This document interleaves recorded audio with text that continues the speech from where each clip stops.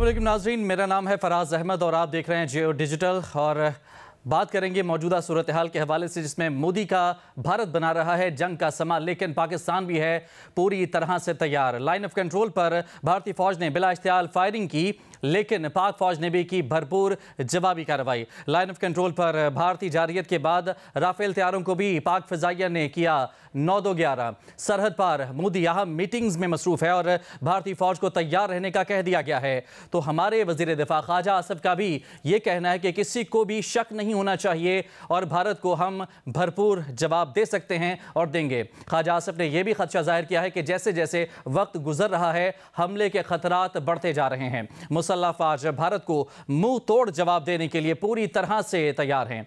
इसी तमाम तर सूरत हाल पर गुफ्तगू के लिए हमारे साथ मौजूद हैं सीनियर दिफाई तजियाकार जनाब ब्रिगेडियर रिटायर्ड राशिद वली साहब और दिफाई तजियाकार डॉक्टर मारिया सुल्तान हमें ज्वाइन कर चुकी हैं। बहुत शुक्रिया आप दोनों मेहमान हजरात का गुफ्तगू करने के लिए, वक्त देने के लिए। आगाज़ करेंगे राशिद वली साहब आपसे। सर, मौजूदा जो सूरत हाल है इसमें हम देख रहे हैं, ख़ास तौर पर अगर हम सोशल मीडिया को मॉनिटर करें, पूरी कौम का जो जज्बा है, पूरी कौम के जो दिलों की तर्जुमानी वो हमें नज़र आ रही है। दोनों तरफ से हीट जो है वो टॉप पर है। दोनों तरफ से जो मामलात हैं वो बड़े कॉन्फिडेंट दिखाई दे रहे हैं, एक्सेलरेशन को बढ़ाने के लिए बड़े कॉन्फिडेंट दिखाई दे रहे हैं। लेकिन क्या ये अक्लमंदी का मामला होगा? क्योंकि एक बार अगर मामला शुरू हो जाता है, अगर जंग खुदा न खास्ता शुरू हो जाती है, गोली चल जाती है, तो फिर स्टेप बैक करना बड़ा मुश्किल हो जाएगा, चीज़ों को समेटना बड़ा मुश्किल हो जाएगा। जी हाँ, thank you for having me. I agree with you. ये कोई ऐसी सिचुएशन नहीं है कि जिस पे हम सेटिस्फेक्शन का इजहार करें। काफ़ी ग्रिम सिचुएशन है। दो जौहरी ताकतें हैं और उनको अगर इस स्टैंड ऑफ में आप eyeball to eyeball situation पे वो खड़े हैं और एक्सचेंज ऑफ फायर हो रहा है LOC पे, तैयारों की गर्दिश हो रही है, रिकॉनेसेंस हो रही है, क्वाड कॉप्टर्स मार गिराए जा रहे हैं।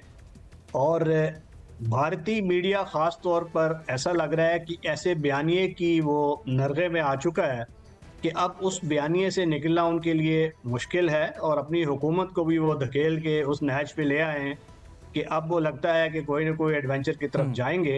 ये बहुत बदकिस्मती होगी, क्योंकि लाइन ऑफ कंट्रोल पे अगर वो कोई पोस्ट पे ले जाते हैं तो उसका क्विड प्रो को रिस्पॉन्स आएगा। अगर वो इंटरनेशनल बॉर्डर पे एडवेंचर करते हैं, क्रॉस द एयर फ्रंटियर करते हैं, तो हर जगह उनको हजीमत का सामना करना पड़ेगा। बिकॉज जो पाकिस्तान की आर्म फोर्सेस हैं वो इस वक्त फुली अलर्ट हैं और इस वक्त आपको पता होगा कि रात को उन्होंने जो इश्ताल अंगेजी की, फायरिंग की, तो उसका जवाब उनको दिया गया। उनकी एक पोस्ट चकपुतरा है, उसको कम्प्लीटली डिस्ट्रॉय कर दिया गया और उसका जलता हुआ वो जो विजेज है वो इट्स अ क्लियर एविडेंस कि कितना मौसर हमारा फायर है। और अगर ये हालात इस नहज की तरफ ना जाएं तो बेहतर है। और मोदी जो एडमिनिस्ट्रेशन है उसको होश के नाखून लेने चाहिए और इस वक्त चाहिए ये कि ये जो कन्वेंशनल वॉर सीकिंग जो स्पेस है इस जिंगोइज्म की वजह से, उसको कम किया जाए। और सिफारती कोशिशें तो भारतोर हो रही हैं, दुनिया ने भी इस वक्त इस नैरेटिव को बाय नहीं किया है और जो सेनर फोर्सेस हैं वो सारी यही कह रही हैं, आलमी कुव्वतें भी, कि इस कज़िये को किसी तरीके से दिल बैठ के आप लोग तय करें। और भारतोर सिचुएशन इज टेंस, और क्योंकि आपके सामने एक वो जो रैशनल चॉइस थ्योरी वाला थ्योरी होती है कि you don't have a rational actor, you have a totally illogical irrational actor. वो कुछ भी कर सकता है। अगर वो करेगा तो फिर ये जो एस्केलेटरी स्पाइरल होता है इसकी अपनी डायनामिक्स होती हैं, तो रंग बाय रंग इस पे क्लाइम करते हुए दोनों जो ममालिक हैं वो किसी खतरनाक सिचुएशन की तरफ भी जा सकते हैं। तो situation indeed is tense but our forces are fully configured for a conventional response. इस वक्त वो हमारा जो आर्टिलरी का रिस्पॉन्स है, आर्मर का रिस्पॉन्स है, they are well deployed and line of control पे भी our forces are fully alert. और एक आपको उसको समझ लेंगे QP के रिस्पॉन्स वो दे भी चुके हैं। तो जो चकपुतरा पोस्ट के जलते हुए वो स्मोल्डरिंग जो उसका एम्बर्स हैं वो जाहिर करते हैं कि वो कितना मौसर फायर था। So this is my take on this present situation. Right. Doctor Maria, आप क्या समझती हैं? सबसे पहले तो हम वो बात करेंगे जो कि फ्रीक्वेंटली आस्क्ड क्वेश्चन है, जो सबके दिलों में, सबके जहनों में सवाल गर्दिश कर रहा है कि क्या वाकई ये जंग होगी? क्या लगता है प्रैक्टिकली ये मामला इतनी हीट पकड़ने वाला है, या फिर माजी की तरह पहले भी बहुत सारे इस तरह के मामलात हुए, मामलात में हीट आई, बहुत ज़्यादा बैशिंग हुई, उसके बाद मामला ठंडे हो गए? प्रैक्टिकली जंग की सिचुएशन पैदा होती नजर आ रही है या नहीं? देखिए, इस वक्त चैलेंज आपका बहुत ज्यादा है। पहली बात तो ये है कि जो मोमेंटम जिस तरह क्रिएट किया गया है उसमें यही नजर आता है कि वो कुछ ना कुछ मिस एडवेंचर करना चाहते हैं। दूसरी बात जो हमारे लिए बेहतर नहीं है वो ये है कि जो इंटरनेशनल कम्युनिटी है, वरना अवामी तौर के ऊपर अक़वाम मुत्तहिदा और जो बाकी जो अदारे हैं वो ऐसी सूरत हाल में अपना एक किरदार अदा करते थे और मस्बत किरदार अदा करते। इस वक्त वहाँ से थोड़ी सी खामोशी आपको नजर आ रही है। दूसरी तरफ इस वक्त दुनिया के अंदर मुख्तलिफ किस्म की जंगें चल रही हैं। यूनाइटेड नेशन सिक्योरिटी काउंसिल भी आपस में बटा हुआ है, यानी कि चीन, अमेरिका, रूस सबके दरमियान जो है एक तरह की एक हालत जंग है।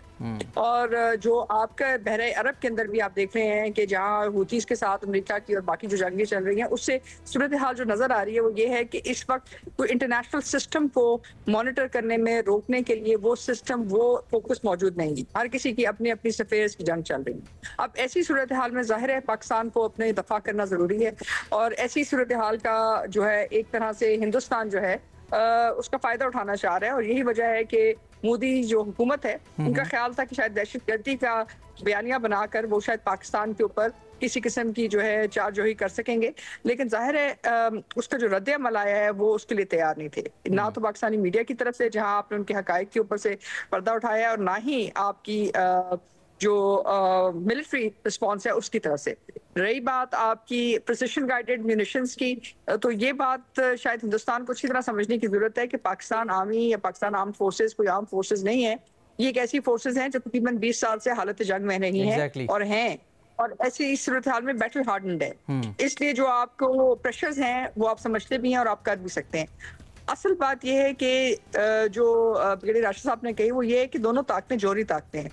जब जंग शुरुआत होती है तो उसको रोकना अपनी मर्जी से बहुत मुश्किल होता है। ठीक, तो यही बात हिंदुस्तान को समझने की जरूरत है कि अगर वो जंग करेंगे तो ये खाली सिर्फ कश्मीर तक महदूद नहीं रहेगी। पाकिस्तान इस बात का फैसला करेगा कि इसका जवाब कहाँ देगा, कैसे देगा और किस सतह पे देगा।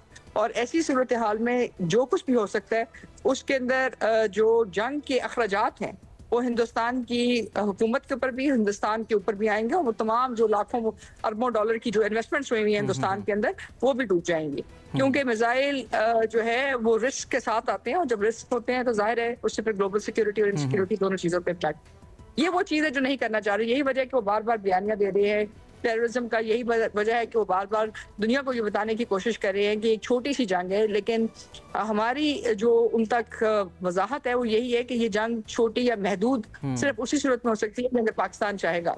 और दूसरी बात ये कि जब आप जंग शुरू करते हैं तो उसके बाद जंग को रोकना, उसका ढाव, उसके पहराव, सारा कुछ बहुत मुश्किल है। राइट अच्छा, सेम जो क्वेश्चन है राशिद साहब, क्या इंडियन इकोनॉमी इतनी स्ट्रांग है या फिर इस जंग की मुतहम्मिल हो सकती है? जंग के जो असरात होंगे यकीनन वो भी इस बात से वाकिफ़ हैं, ये यकीनन बड़ा एक कठिन फैसला होगा और दोनों मुल्कों पे इसका जो है बर्डन आएगा। तो क्या इंडियन इकोनॉमी आपको लगता है कि मुतहम्मिल हो सकती है जंग जैसी सिचुएशन को एक्सेलेरेट करने की?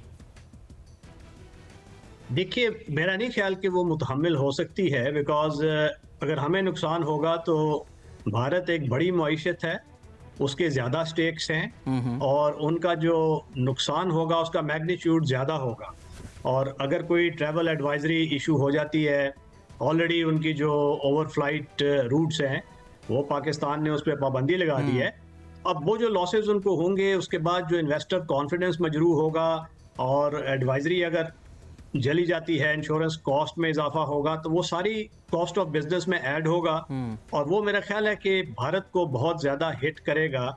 इस टैरिफ ऑलरेडी जो टैरिफ नेगोशिएशन फेज में वो गए हुए हैं, उनकी मईशत भी अंडर स्ट्रेन है इस वक्त, तो उनके लिए ये सस्टेनेबल नहीं होना चाहिए मेरी दानिस्त में। मगर हमें ये भी देखना चाहिए कि there is a method to their madness. अब वो इस तरफ क्यों गए? मेरे ख्याल में उनके 3 मेन अगराज़ व मकासद अगर हम उसको कहें, तो पहला ऑब्जेक्टिव तो उनका ये था कि वो इस वक्त पाकिस्तान को एक नट क्रैकर सिचुएशन में 2 फ्रंट वॉर में से 2-4 करें, क्योंकि पाकिस्तान की मईशत कुछ उसको संभाला मिला था और वो नहीं चाहते कि हमारा जो चीन के साथ सी पैक और बाकी जो मामला ठीक चल रहे हैं अभी, वो सही सिमत में चले, तो उधर से वो वेस्टर्न बॉर्डर से टीटीपी और बीएलए और इधर से खुद दबाव डाल के वो अपने मकासद हासिल करना चाहते हैं। दूसरा मकसद सिंध-तास मुआहदे से इखराज था, वो उन्होंने इख्तियार कर लिया। तीसरा मकसद जो इस स्मोक स्क्रीन की आड़ में वो कश्मीरियों पे जो उनके डेमोग्राफिक्स चेंज करने का उनका मंसूबा है उस पे अमल पैरा होके उन्होंने बहुत से घर उनके मस्मार कर दिए, उनकी प्रॉपर्टी लीजेस कैंसिल कर दिए, उन पे 2000 को तकरीबन इनकार्सरेशन मोड में डाल दिया है। और उनका मकसद ये है कि उनसे ये प्रॉपर्टी छीन ली जाए जो आम हालात में उनके लिए छीनना मुश्किल था, और दुनिया को उसके बाद जब ये चेहरा दिखाया जाए कि जी ये हमारी प्रॉपर्टी इस वक्त नॉन सब्जेक्ट कश्मीरीज के हम हवाले कर रहे हैं, वो उसको लीगलाइज करना चाहते हैं और डेमोग्राफिक चेंजेस करना चाहते हैं ताकि अल्टीमेटली इस कश्मीर के जो ऐसी हुकूमत आ जाए जो उनके मुवाफिक हो और मजीद फैसले करके इस एनेक्सेशन में उनको मजीद मदद दे। तो ये 3 ट्रिनिटी ऑफ ऑब्जेक्टिव्स था। इसमें ऐड कीजिएगा राशिद साहब, इसी चीज़ में ऐड कीजिएगा, ये जो रवैया है जो दीगर मसाइल हैं उससे तवज्जो हटाने के लिए कोई भी ऐसा मिस एडवेंचर करना, ये एक रिवायत है इंडिया की तरफ से, ये पहली बार नहीं है। अगर हम ये पहलगाम वाक़े की बात करें, एक ऐसे पॉइंट पर ऐसा इंसिडेंट पेश आना, एक अटैक होना जो कि उनके मुताबिक बड़ा एक हाईली सिक्योर्ड एरिया है, 7 लाख से ज़्यादा फ़ौज है उस इलाके के अंदर, फिर ऐसे में आपकी कॉम्पिटेंसी कहाँ पर है, आपकी काबिलियत कहाँ पर है कि हमलावर आते हैं, हमला करते हैं, लोगों को मारते हैं, वो कहाँ चले जाते हैं, कहाँ से आए थे, कहाँ को चले गए, कौन थे, इसका आपको कुछ नहीं पता। बड़ा हाईली इक्विप्ड किस्म की आर्मी का आप दावा करते हैं, लेकिन प्रैक्टिकल ग्राउंड पर यह होता है कि चंद लोग आते हैं आपके एरिया में, आकर लोगों को मार के कहां चले जाते हैं आपको आज तक नहीं पता। फिर आप अपनी फौज की जो काबिलियत है उस पर उठने वाली जो उंगलियां हैं उनका रुख मोड़ देते हैं पाकिस्तान की तरफ, यह कहकर कि जी पाकिस्तान ने हमला किया है, इनका पानी बंद कर दो, इन पर अटैक कर दो। यानी कि जो आम आदमी, इंडिया का आम आदमी है इस वक्त, वो इन सवालों को शायद भूल रहा है और ये इस चीज की खुशी मना रहा है कि जी इंडिया पाकिस्तान पर अटैक करने वाला है, हमने तो जी पानी बंद कर दिया है। एक शोर मचा हुआ है, उस शोर की आड़ में जो एक नाअहलियत है इनकी फोर्सेस की, उसको छुपाया जा रहा है। जी हाँ, इस वक्त भारत इस वक्त वार हिस्टेरिया की गिरफ्त में है और एक हैप्पी पैरानोया उसके मीडिया ने वो कर दिया है। वो ऐसा लग रहा है कि हुकूमत डुगडगी बजा रही है और ये मीडिया का, भारतीय मीडिया का बंदर उस पर नाच रहा है। और अब उन्होंने ऐसा बयानिया इतना श्रिल और स्ट्राइडेंट कर दिया है कि शायद हुकूमत भी उसके नरगे में आ गई है और उनके लिए भी कोई सेन चॉइस शायद मीडिया ने नहीं छोड़ी। ये बड़ी बदकिस्मती की बात है। सेनर वॉइसेस जितनी हैं वो उधर से उठ रही हैं। उनके अंदर से जो उनकी फौज से एक 3 स्टार जनरल है, उसने एक क्वेश्चन किया कि आप हमें किन मकासद के लिए कहाँ लेके जा रहे हैं, आप इंट्रोस्पेक्शन क्यों नहीं करते, ये जो फेलियर हुआ है इसकी इन्वेस्टिगेशन होनी चाहिए। तो उस पर उसको सैक कर दिया गया है। इसी तरह दीगर कुछ उनके इंटेलेक्चुअल्स हैं, उन्होंने आवाज़ उठाई है और ख़ास तौर पे पंजाब में आवाज़ बड़ी मौसर है सिख कम्युनिटी की तरफ से। वो पूछ रहे हैं कि आप हमें जंग में क्यों झोंक रहे हैं और हम इस जंग से क्या हासिल करेंगे। पंजाब तो लामहला उसका वो शिकार होगा उस जंग का। तो अब वो वॉइसेस वहाँ से रेज हो रही हैं और ये देखिए कि ये कितनी बदकिस्मती की बात है कि उनकी नॉर्थ ईस्टर्न स्टेट्स में जो वायलेंस होती है, अब कुकी और मेजी जो उनकी माइनॉरिटी मेजॉरिटी है, हिंदू और दीगर सेक्ट, उनमें आपस में होती है और उसमें इतने लोग मारे जाते हैं, भारतीय फौजी भी उसका शिकार होते हैं। मगर ये पैरानोया नहीं क्रिएट होता कि कश्मीरी में ये टूरिस्ट जिसका एक हम फॉल्स फ्लैग ऑपरेशन लग रहा है, क्योंकि इतनी लेयर्स के अंदर से कौन आके इस तरह हमला बेदरेक कर सकता है। बहुत शुक्रिया राशिद वली साहब हमारे साथ मौजूद थे। ब्रिगेडियर रिटायर राशिद वली साहब, दिफाई तज्ज़ियाकार, तफसीली तौर पर मौजूदा सूरत हाल के हवाले से डिस्कशन की जा रही थी। आप देखने वालों का बहुत शुक्रिया, आपके फीडबैक का इंतज़ार रहेगा। Thank you so much.